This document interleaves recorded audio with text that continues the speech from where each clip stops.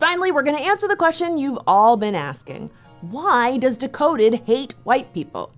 Well, we don't.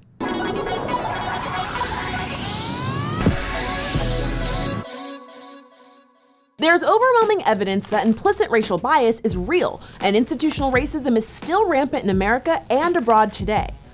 Whoa, okay, talking about oppression doesn't mean I hate white people. The problem is it's hard to get mad at systems and institutions instead of taking these conversations personally. When I criticize the school-to-prison pipeline, lack of police training, workplace discrimination, or our court system, some people don't want to hear it or think about it. Let's use preschool, for example. In a study done by the Department of Education, Black children make up 18% of the preschool population, but represent almost half of all out-of-school suspensions. Basically, while a misbehaving white toddler might get time out, a Black toddler is more likely to get sent home and have disciplinary action on their record. What does that say to you? For journalists who investigate these kinds of stats, they reach the conclusion that these suspensions are tied to teacher bias. In other words, teachers are more likely to see Black children as threats to their classroom rather than just kids being kids. And always remember, all toddlers are monsters.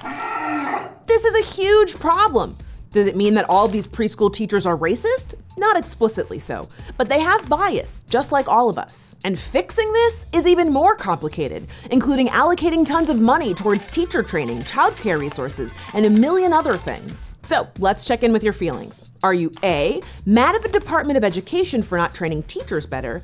B, mad at your state congressional representatives for not pushing for bigger education budgets? Or C, mad at me for talking about this because it's easier to direct your anger towards someone making you feel guilty instead of being angry at the complicated as world of institutional racism? If you chose C, please resist the urge to close your browser and instead keep listening. You might have noticed nowhere in there did I say white people are the problem. That's because these issues are bigger than individuals. It's going to take all of us to advocate for change. So the next time you have the urge to say, Francesca hates white people, please autocorrect to, Francesca hates the historical roots of oppression that have led to today's societal conditions which allow institutions with white leadership to systemically discriminate against people of color.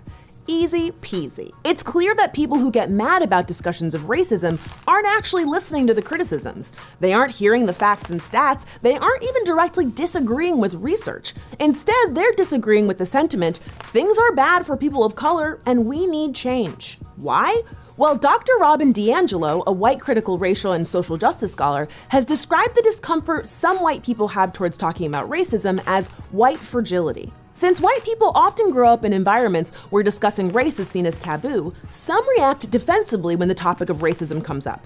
Dr. DiAngelo says this manifests itself as outward displays of emotions, such as anger, fear, and guilt, and behaviors such as argumentation, silence, and leaving the stress-inducing situation. I'd also add aggressively clogging someone's @replies on Twitter to that list, but that's neither here nor there. It's also hard to think about these issues on an institutional level, and because talking about racism automatically makes a lot of white people uncomfortable, they sometimes begin to think they're being personally attacked or blamed. Recent studies show that white Americans believe bias against white people is a bigger issue in our country than ever before. This, however, is simply not true. Statistically, from mortgage lending to police brutality, the reality for white Americans tends to be way more positive than for Black Americans and other people of color. So don't be mad at me, be mad at the stats. A classic example is the bias associated with drug use. White people use drugs at similar rates as Black people, but Black people are much more likely to go to jail for drug usage because of the way we structure our policing practices. There's even bias in the political language we use to describe the issue. In the 80s, when crack became a huge problem, we had the war on drugs. But now with the prescription meds epidemic, which is largely affecting white communities, we're actually calling it what it is, an opioid epidemic. But when these issues are brought up, too often people accuse us of bias against white people. By refusing to engage with the actual issues, the people who shout the absurd accusation, "You're racist against white people," are really just attempting to shut down the conversation. Imagine if we were able to talk about these issues without a mob of angry replies. Or what if people were angry at oppression instead of the people talking about oppression?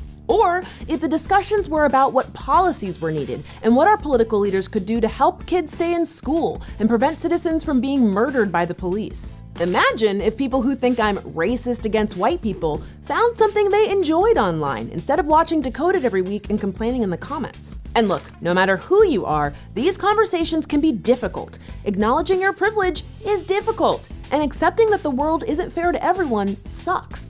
But the most important things are often the hardest ones to do. Thanks so much for watching. We don't hate anybody. We'll see you next time right here on Decoded.